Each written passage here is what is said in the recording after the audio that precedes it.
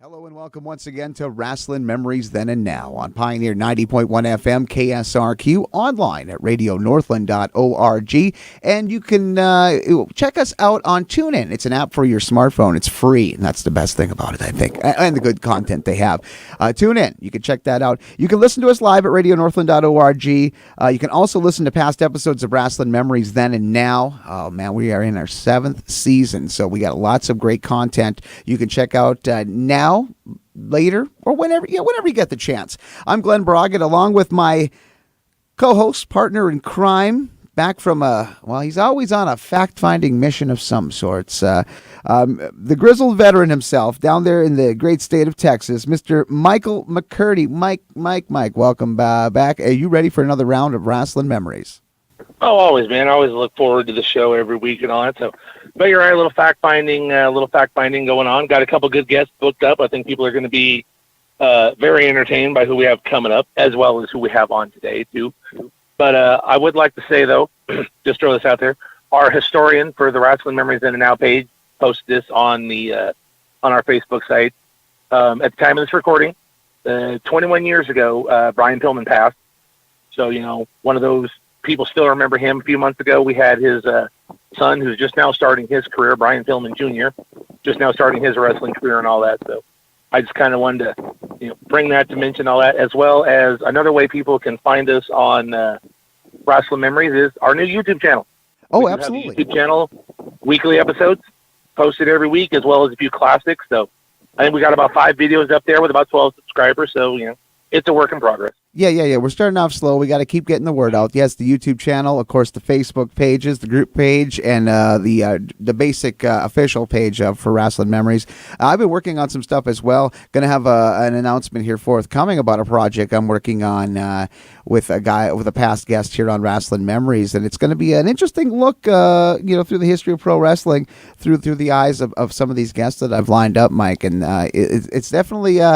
Keeping me busy here in Rasslin Memories. Boy, the memories are just, you can find so much by just gleaning off so little. 7th season may be proven to be the biggest season, man, because we've expanded what we're into with the Facebook and the YouTube and all the other social media. So we're turning this into almost a 24/7 job on top of what we normally do. Hey, and we're having a lot of fun doing it as well. So, you know what? I'm going to bring in the guest, Mike, and it's a guest that you've had a chance to meet in person. I have yet to meet him in person, but I've had him on 2 previous times. We'll get to you talking with him in just a moment, but I got to give an intro to our guest this week. He's back for the 3rd time, and we're going to catch up with him. 2nd generation superstar. He's been in the pro wrestling business, aside from growing up in the business, he's been in the ring for well over 35 years now, off and on. He's had a great story. He's had the ultimate road to redemption in his personal life. He's been through the ups, the downs, the highs, the lows, and he's still here to live to tell about it. He's going to update us on what he's been up to. We're also going to share some stuff. He's going to share some history of his time working in Mid-Atlantic Championship Wrestling for the Crockett's. We'll talk about Florida. We'll talk about it. Whatever is on this man's mind. Mr. Sam Houston, it's always a big time when we have you on Rasslin Memories. Welcome back for the 3rd time. You're once, you're twice, you're 3 times in, my friend. Oh, thank you, man. I appreciate it. Hey, folks out there in Radio Land, this is Sam Houston, and it is certainly my pleasure and honor to be on the show with Mike and Glenn today. I've always had fun when I come on here, and I hope to have fun today. Well, I know I'm going to have fun because I'm going to start it off with some fun. You just said your show is from then and now. Well, I got some stuff for the future too, baby. So jump on my back, and I'll take you across the sky on the edge of a lightning bolt. All right. Now, that's the fire we love to hear from you, Sam. Now, the last time we caught up with you, or I caught up with you, was around May, and you were working on, getting kind of the final things together, lined up for an independent show down in Texas, I do believe. It was a benefit show. That was where we left off. Tell us a little bit about that and kind of what you've been up to since that point and your future stuff, man. You gave us a lot of sizzle here, my friend. Right. Well, a lot of hang on. Let me get inside here. The wind's killing. Now we did a show in May the 5th, May the 5th or 4th. No, May the 5th, for Everly Ledbetter. She's a little bitty girl, a little girl, 4-year-old girl with a form of leukemia, a very aggressive form of leukemia. And it's going to take almost a 3-year extensive and I guess brutal cancer treatment, radiation treatments, and everything for her. You know, and her mom's a school teacher. I was at the school when her mom retired the other day, so my heart just reaches out to them. And she's got she's got a link out there. It's called Everly Brave. And if any of the fans want to go and check her out, I mean, she's in a battle for her life, and I just want to help her all the way. Oh, that is. The event went well. Matter of fact, a week and a half later, I was driving down the road in Gainesville, Texas, and a fella from the road crew come running up to me, pulled me over, and he said, the next time you're wrestling at an event, he said, get a hold of us. We want 40 tickets. I was like, wow, that's cool. You know, so, but we're waiting now to try to put together our next shows. It's, right now it's the beginning of school, and it's hard to get in the gyms and everything else. But the event went well. We didn't meet the limits I wanted to meet. But it was still all in all, everybody got everything they were supposed to get. The little girl was taken care of. They were happy. The most important thing was the spark in her eyes when she got there. It was, I mean, she was excited, you know, and the doctor told us that that's going to be one of the best things for her. Speaking of indies down in the great state of Texas, my guest, or my co-host, you're our guest, of course. My co-host, Michael McCurdy, is no stranger to the Texas Indies, having moved down there a couple of years ago. Mike, I'm going to bring you into the conversation not only to talk a little bit about the independence down in the South, especially in the Texas, in that area of the country, as well as talk about how you have actually met Sam in person out at the Cauliflower Alley Club. Of course, you've had more than one turn out there at the CAC. But, Mike, I want to bring you into the conversation, my friend, and you can talk with Sam and talk about how you met up with Sam. Well, Sam, once again, man, it's good talking to you. You know, it's been a couple months. Last time we talked was the Hall of Fame induction weekend. Right, I got you. Okay, Wichita Falls. Yeah, that was kind of yeah, Wichita Falls. Yeah, that was fun. I enjoyed it. Yeah, you doing all right? I'm doing good. Thank you. One thing I kind of want to talk about, though, Glenn and I were discussing this just a little bit before we went on the air, is you also, I believe it was also to help raise money for this, young girl. You released a CD. You had me listen to a song that you had recorded. It was on YouTube. Salvation.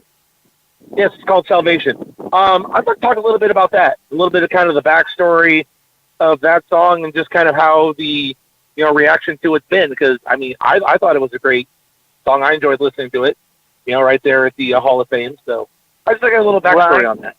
Well, okay, gosh, I was going through a hard time in my life, and this was in the 90s, and I was stuck here. I was working at the Sportatorium in Whitesboro, Texas. I was at my aunt's house one night, and she always went to Wednesday night services.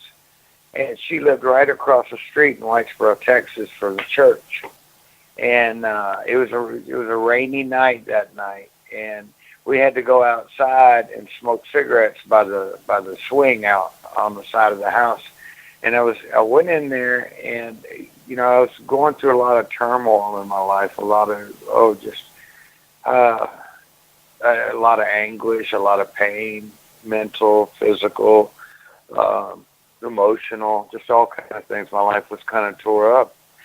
And anyway, I watched everybody walking into the church, and boy, when they come out, they were walking happier and had pep in them.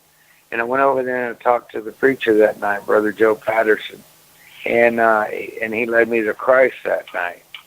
And and I spent a lot of time that night out of the swing set smoking cigarettes and kind of sitting in the rain. And I wrote that song that night, the first 3 verses. And then later on, I didn't do anything with it. I knew I had it. I knew I wanted to do something. I knew one day I'd meet somebody that would make something happen. Well,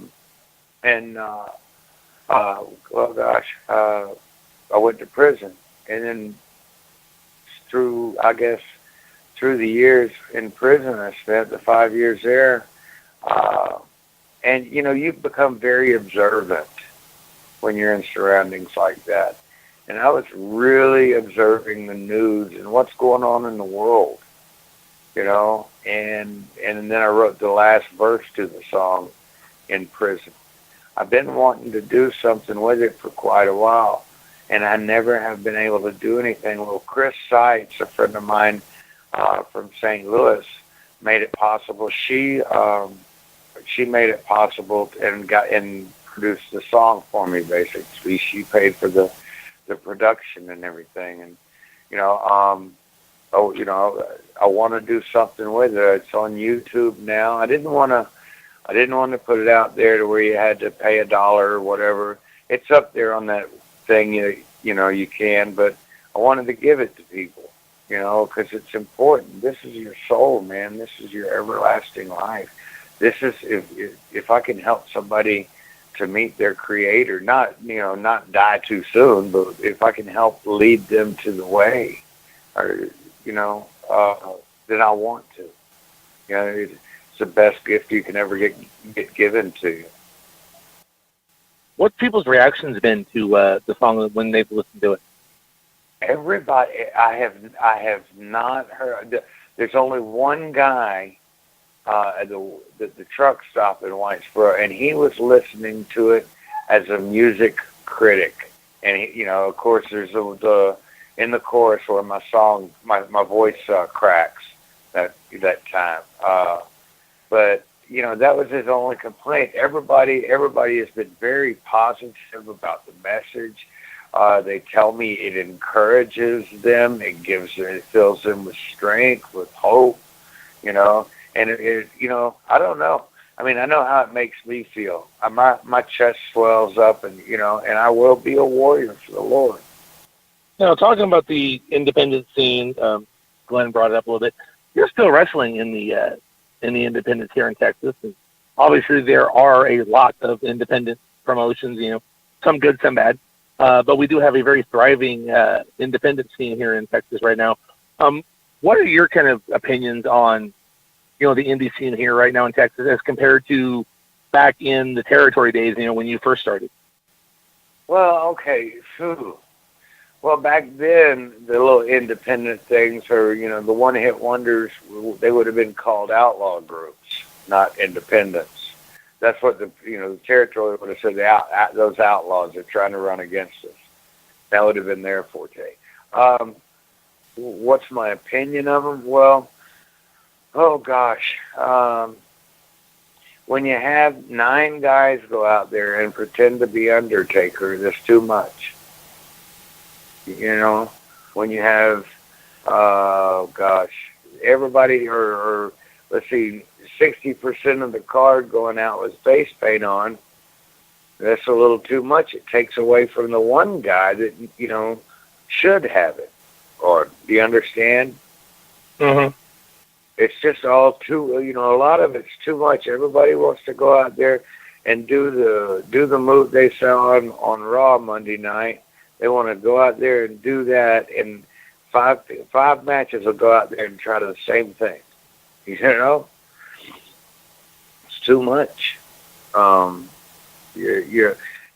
Now a lot of the independents that I've seen, a lot of, the way I'm going to start looking at independent organizations now is not their group of talent. The talent is an individual. Each individual piece of talent needs to be looked at. And it needs to be either honed down or whittled away. There's definitely a good talent. Yes, there's definitely a good talent base here in Texas. So you've had a chance to work with a lot of these younger guys. You've done a couple benefit shows here in Fort Worth area recently, I know. Just who are some of the ones out there that you've noticed that you've enjoyed working with, or you think have that maybe kind of that it factor? That Brett McKenzie, Andy Dalton, gosh, Tim Storm, all these guys are good pieces of talent, but it's kind of like when you go to an event just because somebody's tall, I don't know. It's just when I see there's 2 or 3 people trying to be an undertaker at an event, well, you've got guys like, there's this big fella, Jax Dane. Man, I've watched that guy a couple of times. The guy's got what it takes. Tim Storm's got what it takes. You do have a lot of talent that has it, but whenever you say independent to me, I think outlaw. And this, I don't know, it's kind of like I was driving through the Carolinas and I saw a poster for an outlaw organization, and they had on the poster Blake the Snake Roberts. It was in Monroe, North Carolina. So yes, I stopped in. Blake the Snake. Wow, that is one I've never heard. Yeah. They had Blake the Snake Roberts. They had something Dudley. Any way, shape, or form they could get something on somebody else's name for somebody that had a little bit of looking like them, I guess. Well, there are a lot of those Dudleys. That very well could have been a member of the Dudley family. There were so many of them in Texoma, back in the ECW days. Yeah, the Texoma guy, Robert Langdon, poor fella, that he hired an imposter Spike Dudley a couple of years back off the internet. To be there. Some guy claimed to be Spike Dudley on the internet. They brought him in, and he wasn't. I was there that night. The guy left. He got called out, and he took off. That's another subject we could bring up a little bit, is the internet and the advent of social media and everything else. Because now with social media, guys are able to promote themselves in so many different ways than what you did back in the day. Do you think that's kind of is that a help, or is that more of a hindrance with social media kind of being so active as the way it is? Yeah, well, the only way you can promote, you've got to be on it or have a crew of people on it for you. I've been having problems with that myself. I've got Sam Houston Fan Nation. Okay, when I first got out of prison, I know nothing about computers. I still know nothing about computers. I mean, I try, and I can navigate my phone some, but not that great. Excuse me. So, you've got people that help you, but to do it right, you've got to be able to document just about everything you're doing, for your followers and your fans, and I try to, but then, oh gosh, I got, not sidetracked, I got, I basically kind of in the train wreck back in July. We were talking about my song earlier. This fella from, I guess it's called Discord or Twitching or something like that. It's some sort of gaming thing. Anyway, he put the song out there, and in the first night, I had over 3,500 hits on it, likes or something. Right. So then 2 nights later, he tells me about this the next night when I'm going to the church. And then the following, which was a Tuesday night, because it was on July 4th, fell on Wednesday. So it was July the 3rd, he told me about it. And then by that following Saturday night, there was over 10,000 views. And so he got me pulled off into that briefly, but we did a lot of other things with that. Now we have... we're starting up a horse rescue where we're getting horses. We're purchasing horses from slaughterhouses and then nursing them back to health for patients. They'll be able to go for autistic kids, for cancer patients, and then for a project the Wounded Warrior has. Well, I'm going to pass the microphone back over to Glenn here for a few minutes. I watch a lot of YouTube, and I watch WWE Network, things like that. And this year alone, they've added so much of the classic library for Mid Atlantic Championship Wrestling. And Sam, you cut your teeth in Mid Atlantic, and it got me to thinking as I'm watching these matches. I wanted to kind of get your take on breaking in up in the Jim Crockett Promotions territory. First, you kind of built your way up in enhancement matches. Talk about just getting into the Crockett Company, and we'll talk about some of the guys that you had a chance to work with, and we'll also talk about some of your travel buddies too. Let's talk about because you're getting a lot of exposure now thanks to the WWE Network of some of your matches when you were just a young one back in 1983, a very young, wet behind the ears Sam Houston. I was wrestling in Florida. I'd been in Florida for 3 months. Dusty was taking care of Florida. Dusty Rhodes got me my first matches when I ran away from home. So anyway, December the 18th, he was having the first annual Orlando Jamboree. He was going to have a big concert at the Eddie Graham Sports Arena. So it was it was the 17th, I think. Yeah, because my last day was the next day. Anyway, so the Saturday night before the matches in Orlando, and Boxcar Willie is the headliner.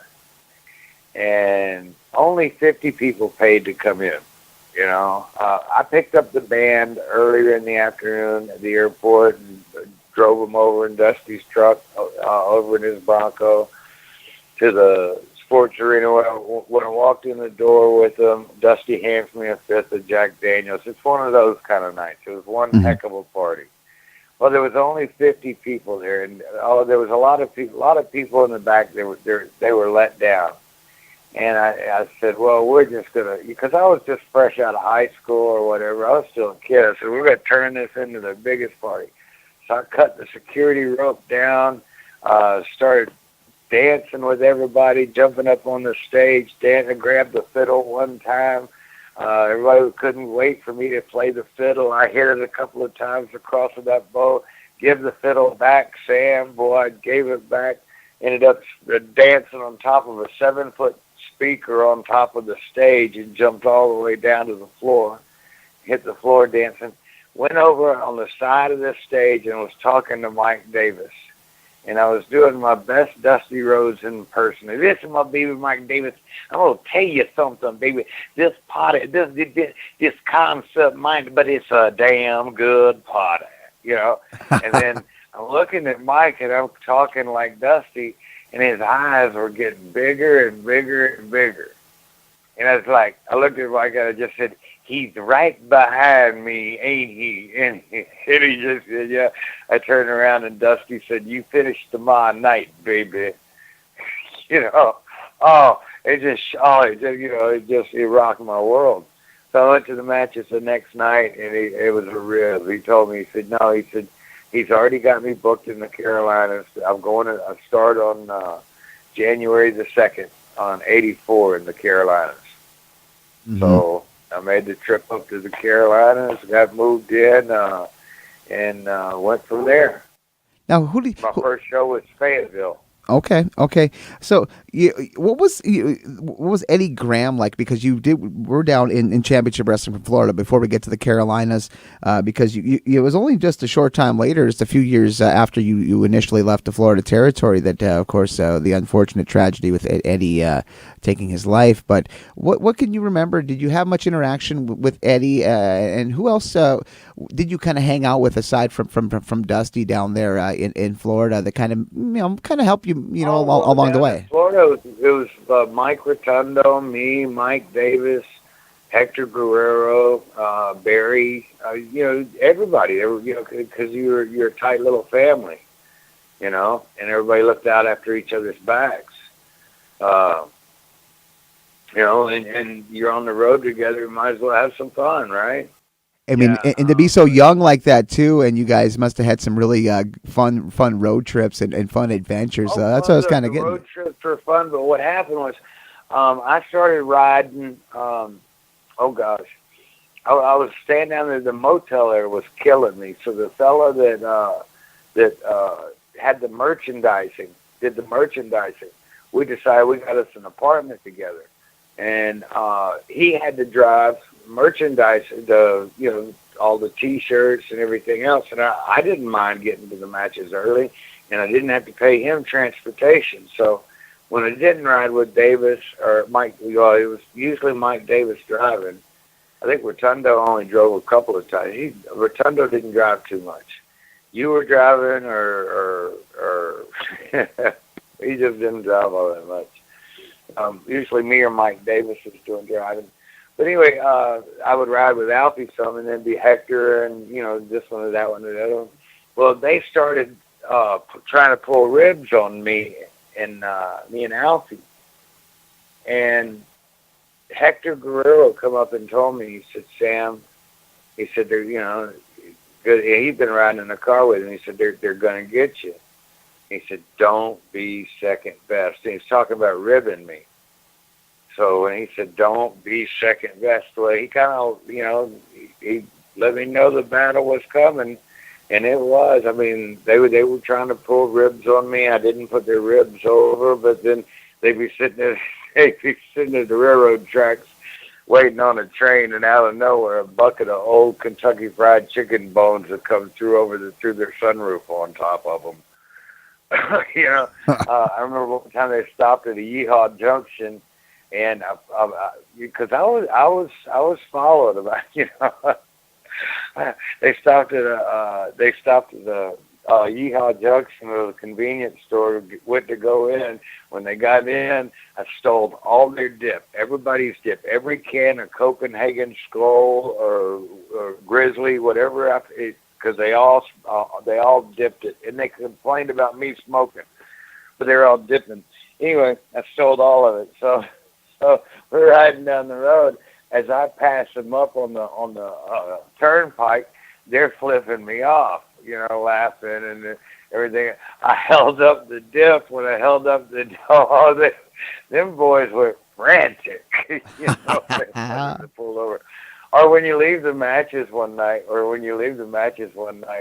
and Mike Davis had to peel, because I did them individually, Barry Windham bumper stickers across Mike Davis's windshield.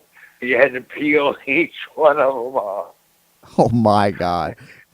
Well, one night they came in, Mike Rotundo, Mike Davis. I think those were the only two with pictures. I had gotten some helium, a helium container, and I had blown up 100. Well, I guess I was going to say it was 100, but it wasn't 100 condoms. But it was a whole lot of condoms that I blew up with helium and tied them up and put pictures of their faces on in the dressing room. That was a good one. That was in West Palm.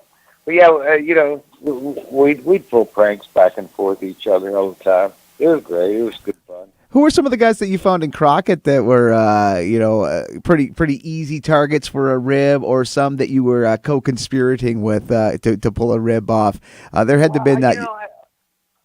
Well, okay, Angelo Mosca was a bully, and I mean the guy was a bully, and he would only rib guys that wouldn't rib him back, and the only time I tried to co-conspirator with anybody is Mosca had locked Horowitz's wrestling bag, his duffel bag, to a big iron pole.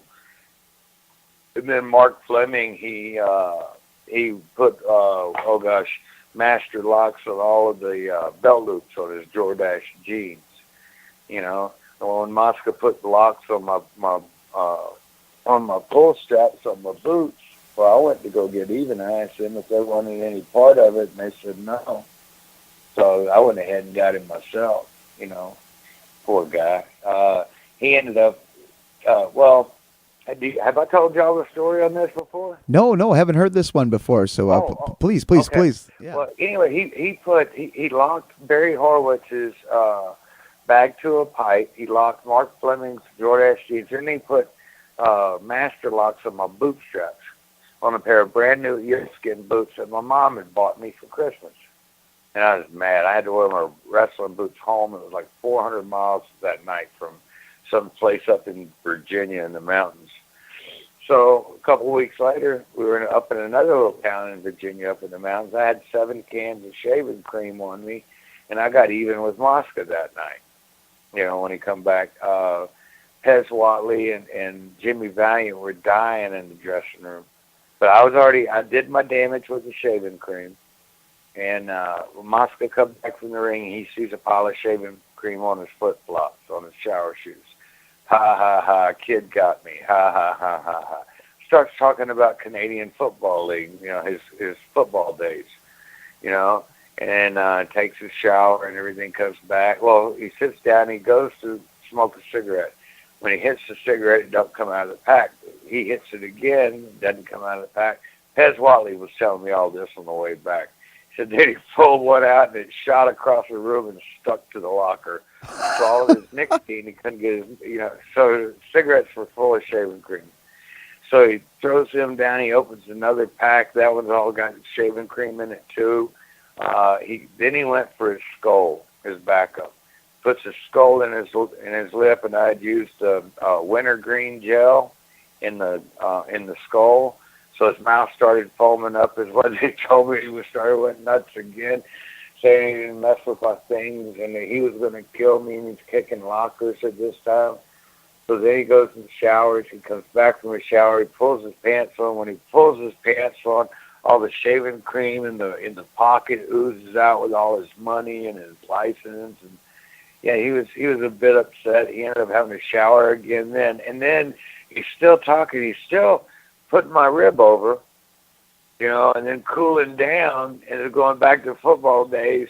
And then the next bit hits. When the last bit hit, he come through his T-shirt looking like a garden gnome with a little hat and a little beard and everything. So he went to a couple of days later. He filled my hat up with water. I was just wrestled in Asheville, getting ready to come out of the ring. Here comes Wahoo walking up to the to the ring. And I jump out of the ring, and I'm by the security railing. Wahoo says, "Hey, kid, don't put your hat on when you go in there." He said, "Mosca filled it up with water." And I said, "Oh, okay, that's all right. It's a beaver fur hat. It'll be all right." So I walk back to the dressing room, dump my hat out. Wahoo comes in there and says, "Hey, kid, is that a beaver fur?" I said, "Yeah." He goes, "Well, I got a hair dryer, you know." And he said, "You're working at Charlotte tonight, right?" I said, "Yeah, double show." So I give him my hat. He plugs the hair dryer in right by Mosca, and he's blowing my hat dry right on Mosca. Oh, my. Just want Mosca to do something. Wahoo did not like him. There was no respect. Anyway, we get to Charlotte that night. Mosca goes to Crockett, says, "I've got 2 weeks left. That kid better not be booked on any of those shows." He said, "Or I'm gone." Well, he was a headliner, and I was an underneath guy, so I got 2 weeks off. Well, that 2 weeks, that was hard for me to take. And Wahoo calls me up, and he says, "What are you doing today, kid?" I said, "I got the night off." He said, "Yeah, I know." He said, "Well, hey," he said, "tonight's Mosca's last night." He said, "I'm in Richmond." He said, "All right." He goes, "It's in Richmond. Do you want to go?" I said, "Sure." So I said, "It's going to take me a few minutes." And he said, "Yeah, take what you need. Come on up." So I went and met Wahoo up at his place. When we got to Richmond, and he told me, he said, "Okay," he said, "I'll go check everything out." He comes back, he said, "Okay, kid, Mosca got himself put on third so he can get out of here because he's driving to Toronto tonight."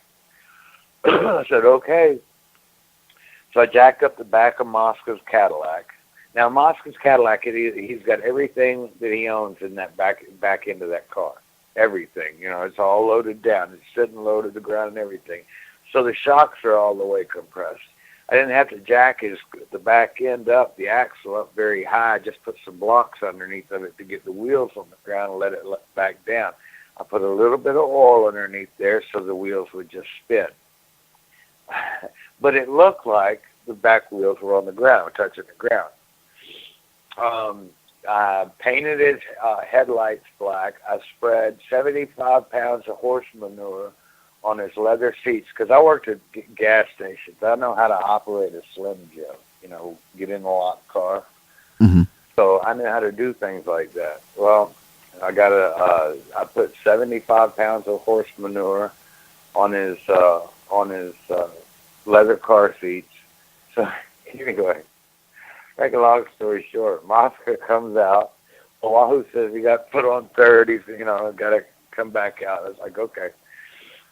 So I'm hiding in Mosca's Bronco. I mean, not Mosca's Bronco, Wahoo's Bronco. And I see Mosca coming out. He's carrying his wrestling bag, got his towel in his hand. He gets to his car. He opens his trunk. He lays his wrestling bag out flat, smashes it out as flat as he can, and gets his trunk closed. He goes over there, towel in his hand. He opens his car door up. When he opens his car door up, Mosca was a big guy, and big guys, if you get in a car wrong, your hip will pop out of socket. So Mosca used to get in the car like my dad did. He would back up to the seat, sit down, and then turn both of his legs together underneath the wheel. So he sat down in the horse manure and went nuts. Oh, he come unglued.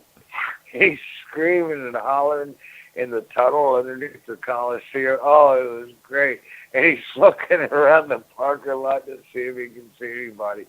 So he takes his towel and he realizes what it is. He's wiping all of his car out. He was mad. Wipes himself off, throws the towel down outside, sits back in the car, sticks the key in the ignition, cranks it up. He's getting ready to close his door, but he turns his lights on. But there's no lights shining on the wall. So he gets out of his car, and he walks around to the front of the car, and his headlights are spray painted black. Oh my, that's a nice little cherry on top. That's a nice little cherry on top of that. I mean, you already had the horse manure weighing down this car. He stepped in it, and now you spray painted the. Geez, this takes dedication. It's like a craftsman here. I take my ribs serious.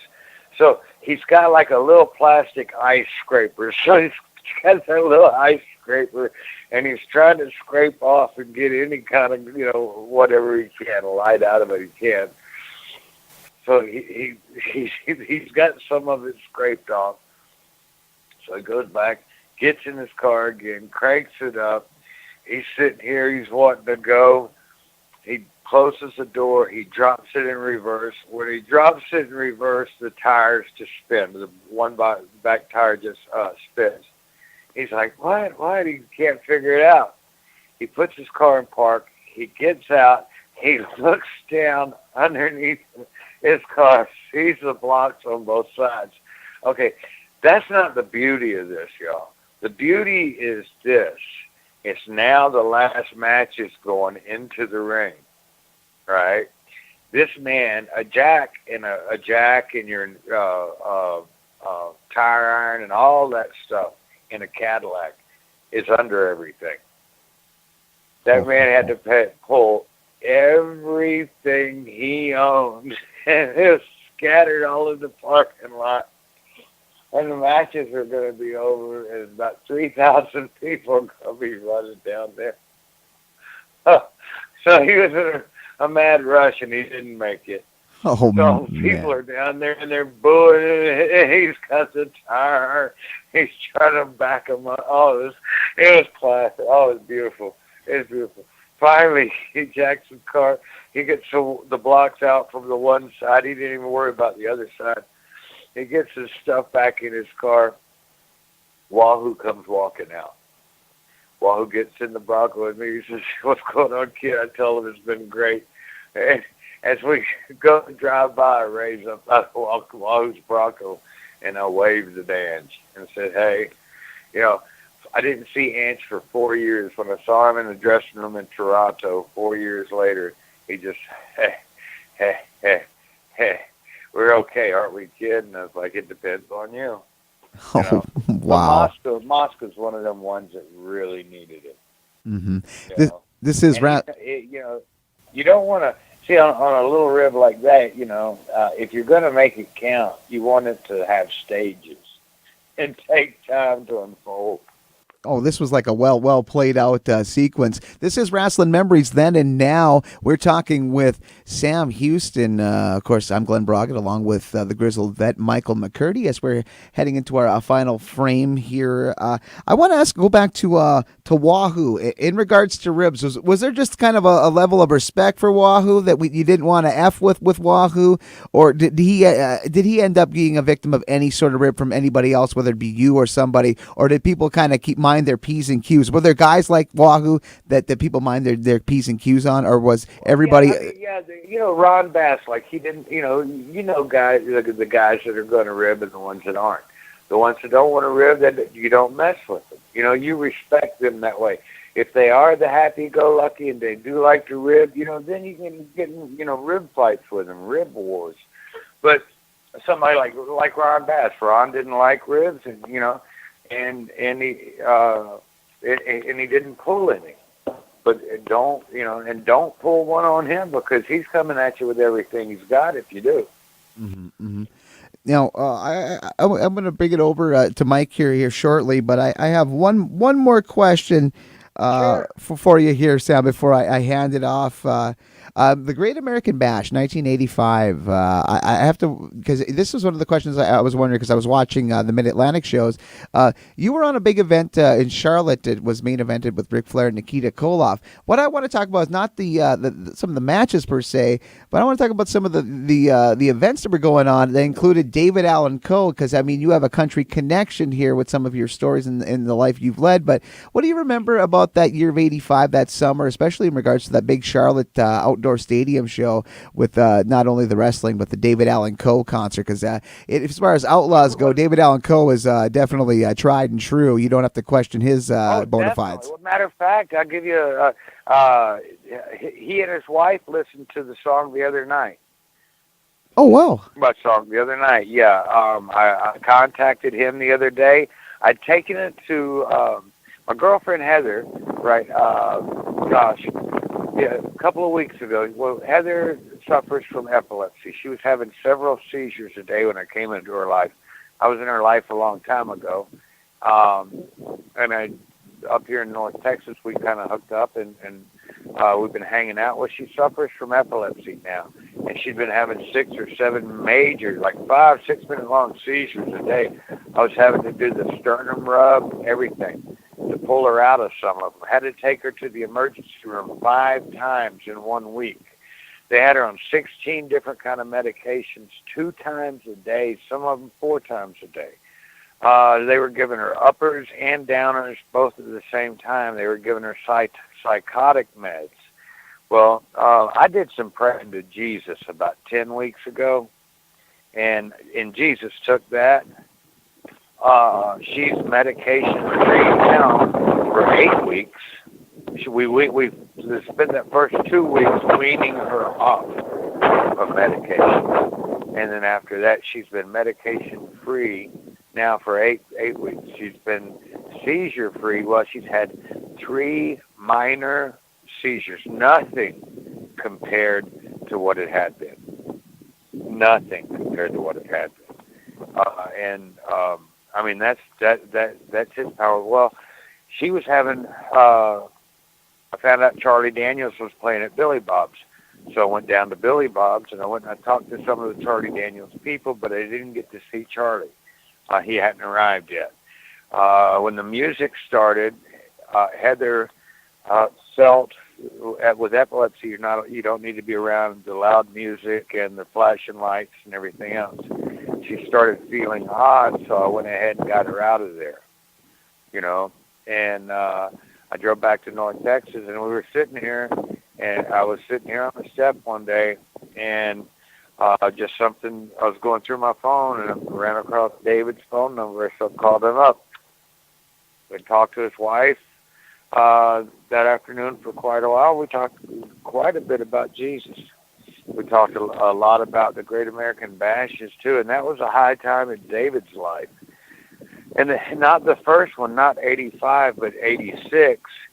A lot of people don't know, but David's father died on the road with us doing while the Great American Bash was, you know. And David had the body shipped home, and I guess the funeral home held the body until the tour was over for us. But David didn't miss a show. I mean, when they say the show doesn't go on, he did it, you know.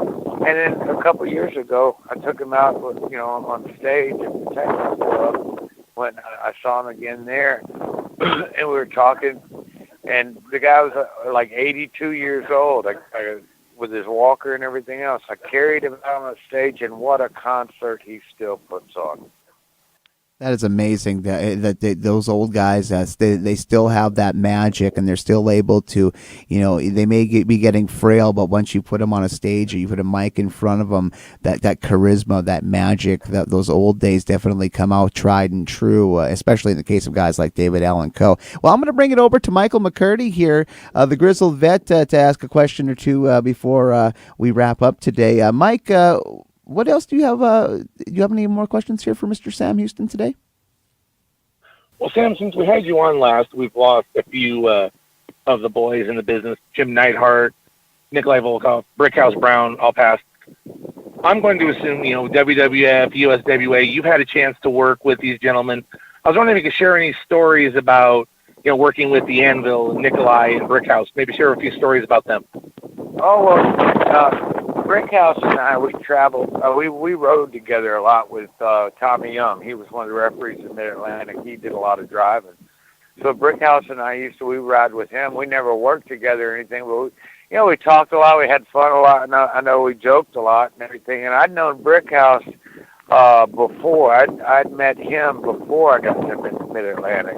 I think he'd come through Louisiana. But yeah, it basically just kind of like on the road, nothing really stands out. I mean, I knew he was always a gentleman. He was always, and that's one of the things I would like to say about the independent guys, man, for the independent circuits, please dress well when you're going to the matches. This is an event that you're emulated at. Don't show up like you just come out of the trailer park. Show up in slacks or nice clothes. Be proud of what you are. You want to look at a world champion, and just because you're carrying a belt to the building doesn't make you a world champion. It's the whole thing. It's all, I don't know. But anyway, I digress.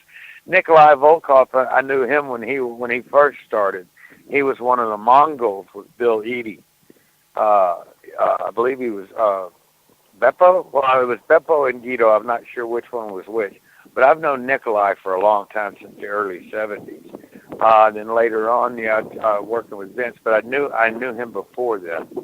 And then I worked with Nikolai. Worked with him several times. And Nikolai was always, he was a great guy to me. And he did like to rib. And then who was the other one you said? Oh, Neidhart, yeah. Jim and I, we traveled a lot together. Well, when he was in Mid-South before he went to work for Vince, I got to know him down there when I was working at the gas stations and stuff. And then when I broke in, of course, we hung out together up there because we did a lot of the same things. We partied hard, we drove fast, and we liked fun things, We'd rent Ford Probes and drive all over the place. But Jim, he was so strong. That guy was so strong, and he was short for my stature. So whenever he would go to throw me across the ring into the turnbuckles, man, it was a fight for me to stay on my feet because he was dragging me straight down to the mat. The guy was a great guy. I love him to death. I love his daughter to death. She's an awesome competitor, and she's a nice lady too. But yeah, I hate seeing so many of them go like this, But it's like, nothing is promised to us, and when it's your time to go, it's your time to go. And when it's my time, I just hope that people will look back and think of me and smile a little bit. Say, hey, he was pretty all right. I know you're a frequent attendee of the Cauliflower Alley Club reunions. In fact, that's where we met, I believe. I want to say it was 2014 when I met you the first time. Barbara Goodish was there. Right. That was, okay, I had just gotten out of prison, you know, and, you know, that was just an awesome thing for me because, you know, I'd just gotten out. I was being pushed away at everything, you know. Oh, you're a convict. Well, yeah. Sorry, you know, but I did my time. You know, it's kind of like you need to get over it. So, but when I got to the CACs, I mean, I was part of the family, you know, and it was great, and it's been great every year since. And I can't wait for this year. Now, were you at the banquet at the reunion this year, back in May? Yeah, this past year. I had to fly out, so I didn't get to do the banquet. I didn't get to stay for the banquet, but I had to fly out that Wednesday, right before it all was going on, because I had the event here. What I'd like to ask is that weekend. Right. We were talking about Brick House for a minute. You were mentioning he was, a gentleman, a nice guy, and all that. Brick House, I believe, was, from what I've heard, I wasn't there, unfortunately, was kind of one of the highlights of the night with his speech. They gave him a recognition with the CAC, before he passed. And yeah. I was wondering if you were there and just kind of what was the emotion in the room that night.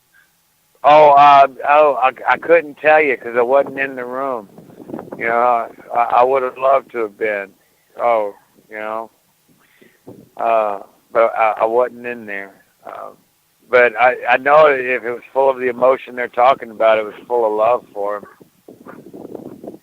You know. Now, if you don't mind my asking, how's Jake doing?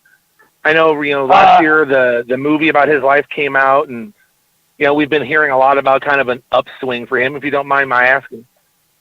Yeah, I hear he's doing good. Matter of fact, I'm going to be calling him in about an hour and a half. He sent a message that he'd like me to give him a shout, so I'm gonna give him a holler and see what's up. I try not to step on anybody's toes. They don't, if they don't like to be called or whatever. Because the one thing I hate to do is call somebody and them not wanting to talk to me, But I hear he's doing good. I know. I'm not sure financially this, that, or the other what's going on. I know I saw him at WrestleMania when he had the incident with Harry Smith, and that's the last I'd seen him. I talked to him once because over the summer, oh gosh, this one's something to get your teeth sunk into. 39 years ago, my sister, my oldest, my half-sister, was kidnapped and well, we thought killed. We're not sure now. This private detective reached out to me from Tampa, Florida, and told me that my sister may still be alive. And if that's true, there's a third. So I reached out to him one time since then and told him about that. And I guess he talked to the private detective. I've talked to the private detective. My sister's talked to him. Everybody in the family's talked to him. He's found some interesting things out, but then now he said, "Oh, well, I'll let you know Thursday." Thursday comes around, and now you can't get a hold of him. His phone's been disconnected and everything else. So I'm wondering if he was trying to look up some old trash or trying to figure out something or some. I don't know.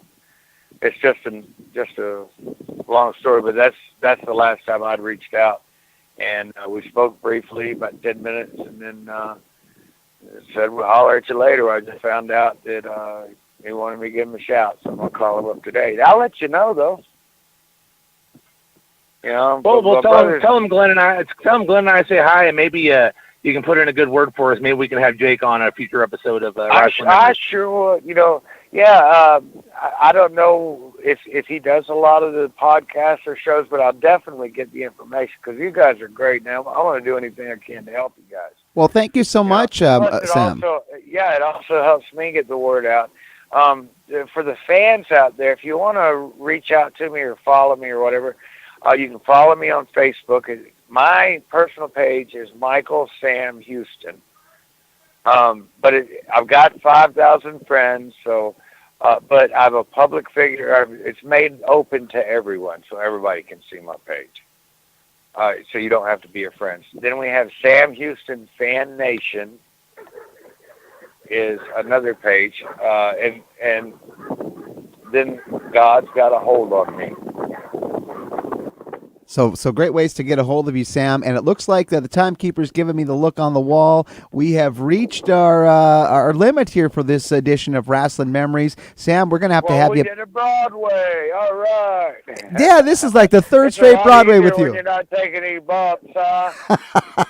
Third straight Broadway with Sam Houston. Sam, come back again. We got to maybe get you in here, if not the end of this year, maybe early next, and we could do some more talking. We could just pull out a period. Please I want to send a shout out to everybody out there. Hey, check out Salvation by Sam Houston on YouTube. Give it a listen, give it a like. You know, I'm sure it'll encourage you, empower you, and give you the strength to get through whatever you're going through. Guys, yeah, I love you guys, and thank y'all so very much. All right, for Sam Houston and the Grizzled Vet Michael McCurdy, this has been Rasslin Memories Then and Now.